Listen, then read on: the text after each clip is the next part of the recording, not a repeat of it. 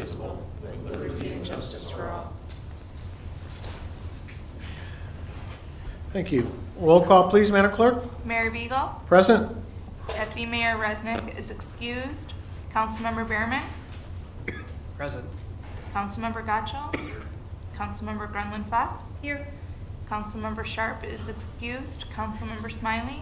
Here. We have quorum. Thank you. Changes or additions to the agenda as presented tonight. City Manager Brown. Have none, Your Honor. Assistant City Manager Benson. I have none, sir. Any from the dais? Very good. Brings us to the first item of order tonight, and that is a presentation, which is the Wixom Downtown Development Authority, DDA, their annual presentation. This time, I'll introduce Laura Cloutier, the Executive Director of Wixom DDA, for the presentation. Thank you, Mayor.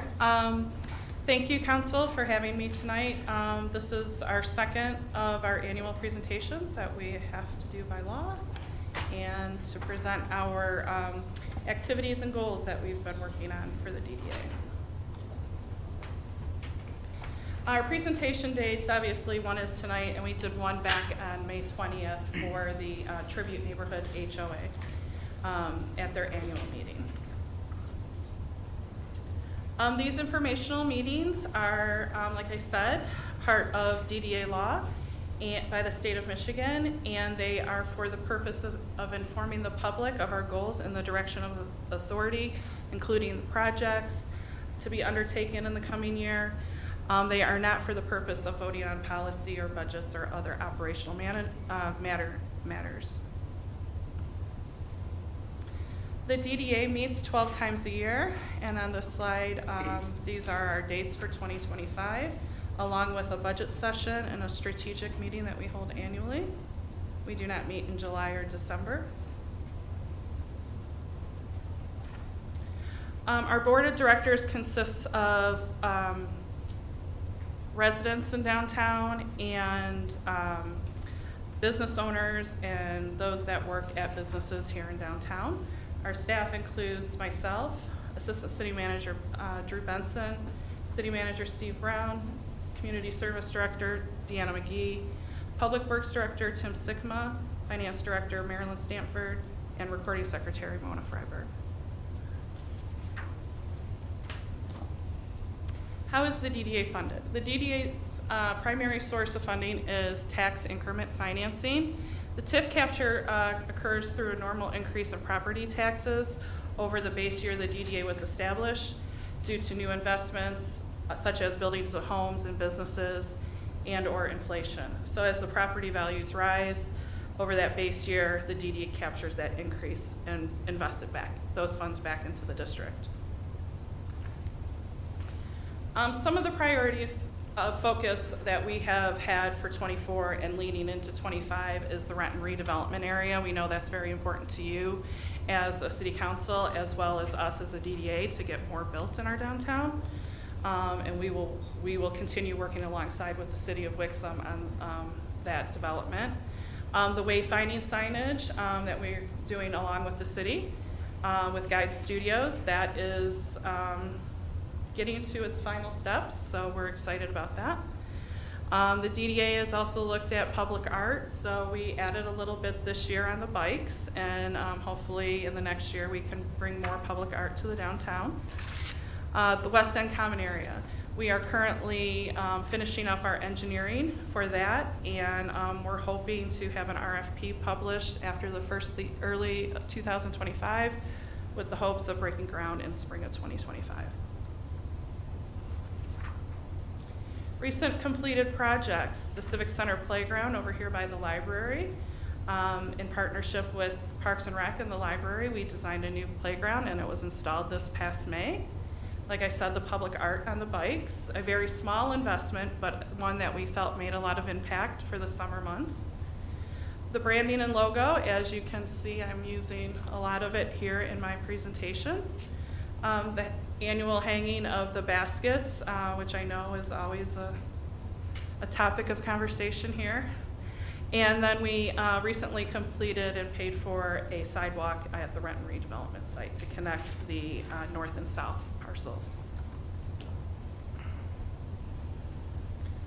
Some of our DDA events and initiatives are Wednesdays in Wixom. This is where we go and surprise customers at all the restaurants in downtown on Wednesdays in January and February and pay for their meals. Derby Day is going to be May 3rd this coming year. The block party will be September 20th. Spooktacular Treat Hunt is in October.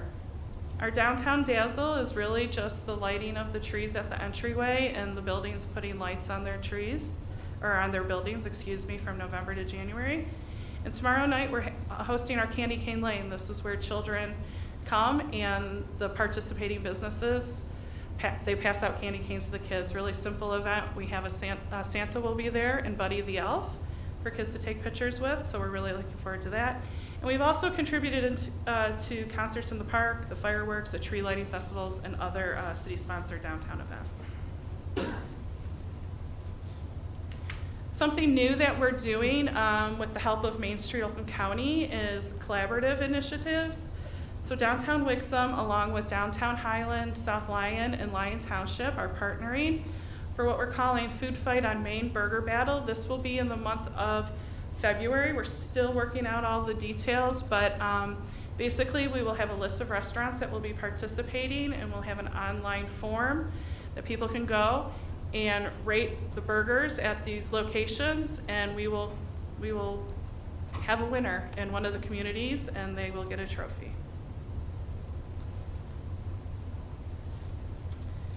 We receive many sponsorships from many of the generous businesses here in Wixom, such as Genesis Credit Union, Donco Marketing, Michigan Community Insurance, Drafting Table, Metro Environmental, and more. Our volunteers, what we do cannot be done with our volunteers. Our entire board are volunteers, all our committee members, and just day-to-day operations, people come in and help me. Just find people in this community that have a heart of gold that come out. We have a database of 50+ volunteers, and this year alone we had over 1,700 volunteer hours. It's very important for us to keep up with our professional development through trainings, conferences, and meetings. These are just some of the things that either I have attended or city staff along with DDA committee members or board members. The Wixom DDA Strategic Planning and Board Training with POW Strategies. We brought in an independent consultant to work with us on strategic planning, and that was very beneficial, and we look forward to implementing a lot that we learned through that process. Main Street Oakland County Manager Monthly Meetings, Main Street Oakland County Economic Summit, Michigan Downtown Association Annual Conference, Advantage Oakland SEO Training, and the National Main Street Conference. We do hold contracts, so makes it easier for me to do my job along with everybody else that helps with the DDA. Donco Marketing for website and social media development and maintenance. Landscape Design and Associates, they install and maintain the hanging baskets. Trivium Racing, we hold the contract with them for our Derby Day timing services. Christmas Decor for the installation and storage of the holiday lights on the trees for Downtown Dazzle. City of Wixom for administrative, financial, and maintenance support. Hubble, Roth & Clark for engineering services. Carlisle Wortman and Associates for planning. Guide Studios for branding, logo, and signage. And professional services for my position, the DDA director. Now to some of the fun stuff and celebration stuff. So on June 6th, 15 enthusiastic DDA volunteers, board members, staff members, elected officials, business owners attended the main event hosted by Main Street Oakland County. We were honored to receive 2 awards that night, Business Innovation and Entrepreneurship for the Drafting Table Brewing Company, and Main Street Leader for myself, DDA Director. Recently, we just were awarded at the Michigan Downtown Association statewide conference, the best promotional event for the Wixom Block Party. We're very thrilled with that award. As some of you know, this event was on the verge of being canceled due to low attendance, and it just kind of got stale. But we reconfigured it, and we've had record numbers the past 2 years. So it was very nice to be honored for our hard work on bringing it back and bringing it back in a way that it has made an impact in our downtown. That is the presentation, so thank you for obliging and having me and listening, and if you have any questions, I'll be happy to answer. Anybody got a question? Councilmember Behrman. I would say just a statement, I think the block party, closing the street is key. There were a couple of years when the street wasn't closed. It wasn't, because there was construction down at that end, yeah. That clearly was detriment to that, having the street closed makes it so much more. We agree, thank you. Any other questions? Thanks, Laura. Thank you, Thank you. Keep up the good work. thank you. Next up is approval of minutes. We got one set of minutes to approve, and that's from the regular city council meeting on November 26, 2024. Do I have a motion? So moved. Support. Any questions? Discussion? Seeing none, I got a motion and a second to approve the minutes of the regular city council meeting on November 26, 2024. All those in favor, please signify by saying aye. Aye. Opposed? Motion carries. We have no correspondence tonight. We have two city managers' reports. The first report tonight is the fire report from October 2024. Any questions for the chief? Councilmember Grunland Fox? Actually, Chief, you don't have to get up. It's not a question. I just wanted to comment on the reduced response times and say thank you.